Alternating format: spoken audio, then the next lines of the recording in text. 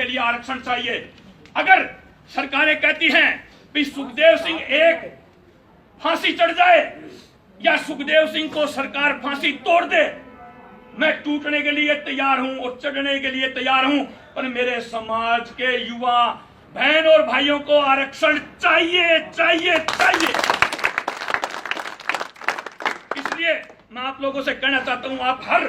उस आरक्षण वंचित सामान्य वर्ग के जो भाई हैं उनके घर घर तक, ढाणी ढाणी तक जाकर के ये अलख जगाओगे और दिखा दोगे कि 1 मार्च से जो ये पड़ाव इस सरकार के हम खिलाफ कर रहे हैं ये ऐतिहासिक होगा और इन सरकारों को झुकना होगा। जैसे अभी वहां तमिलनाडु में झुकी थी,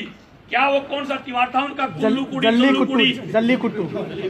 जल्लीकट्टू, उसमें 36 घंटे के अंदर राज्य सरकार का भी अध्यादेश जारी हो गया और केंद्र सरकार ने भी अध्यादेश ला दिया और सुप्रीम कोर्ट के आदेश थे वो भी वहां फेल हो गए उस आंदोलन के कारण। तो मैं इन सरकार को आप लोगों के माध्यम से बताना चाहता हूं कि हमें आरक्षण दे दो, वरना वही काम यहां राजस्थान में हो रहा है होएगा। मेरे नौजवान साथियों, अब हमें प्रेस कॉन्फ्रेंस में भी चलना है और आप लोगों को खाना भी लेना है, इसलिए मैं ज्यादा न कहते हुए यही कहूंगा कि मां भवानी की कसम है आपको, हम मिट जाएंगे या मिटा देंगे पर पीछे नहीं हटेंगे।